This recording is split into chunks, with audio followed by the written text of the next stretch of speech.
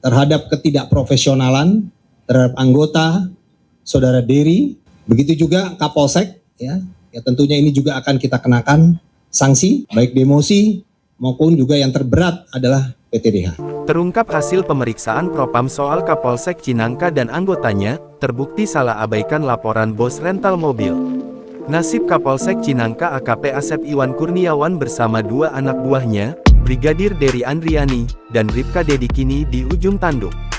Ketiganya terancam diganjar sanksi demosi hingga pemecatan atau pemberhentian tidak dengan hormat PTDH buntut kasus penembakan bos rental mobil, Ilyas Abdurrahman 48 di res area KM 45 Tol Merak Tangerang, Kamis tanggal 2 Januari tahun 2024 lalu.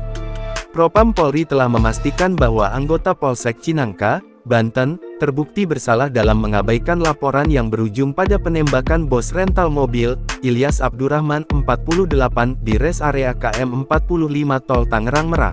Nah, sehingga dari hasil penyidikan Propam Polda Banten, ya, telah ditemukan adanya pelanggaran, ya, terhadap ketidakprofesionalan terhadap anggota Saudara Dery, ya, Andriani, ya, karena tidak respon terhadap laporan masyarakat yang seharusnya melakukan pendampingan untuk mengamankan kendaraan Honda Brio yang diduga akan digelapkan ini, karena sudah ada dugaan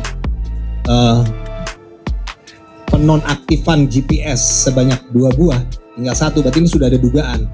Seharusnya dia sebagai anggota Polri dia melakukan pendampingan, ya, tapi tidak dilakukan, sehingga dalam pemeriksaan penyidik dari Propam, ini adalah dugaan pelanggaran.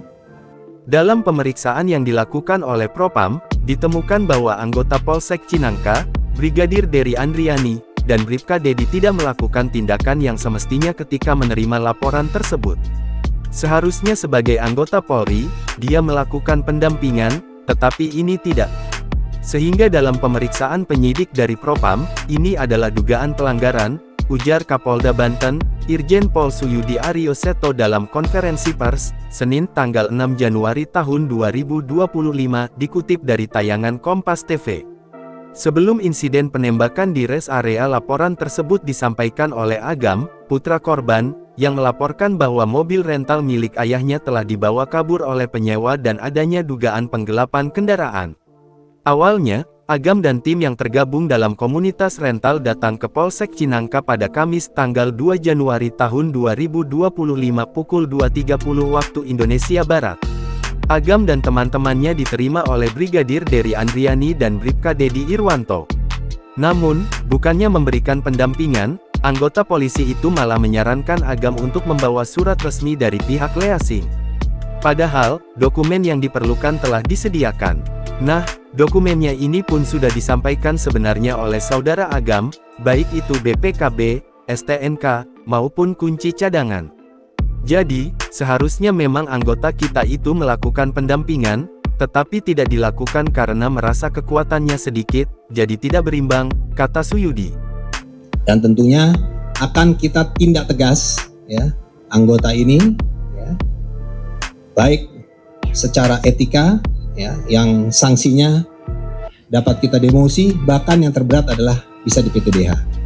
Begitu juga Kapolsek, ya, sebagai pimpinan di Polsek tersebut, ya, dia tidak melakukan pengawasan dan pengandalian dengan baik, ya, tentunya ini juga akan kita kenakan sanksi, ya, baik demosi maupun juga yang terberat adalah PTDH. Dan juga anggota lain yang ada di situ, yaitu Bribka Dedi Irwanto yang juga mendampingi saudara Dery Andriani, juga akan kita kenakan sanksi kode etik. Menurut Suyudi, anggota polisi yang bertugas piket tersebut sebenarnya dapat meminta bantuan dari Polres atau anggota reserse di Polsek untuk melakukan pendampingan, namun hal itu tidak dilakukan. Seharusnya anggota kita bisa meminta tambahan, ke Polres misalnya, atau anggota reserse di Polsek itu sendiri. Tetapi kenapa itu tidak dilakukan? Ujarnya, sebagai akibat dari tindakan yang tidak profesional ini, Propam Polda Banten menemukan adanya pelanggaran terhadap ketidakprofesionalan Brigadir Dery Andriani dan satu anggota piket lainnya. Tentu saja anggota ini akan kami tindak tegas, baik secara etika yang sanksinya dapat berupa demosi, bahkan yang terberat adalah PT-DH, tambah Suyudi.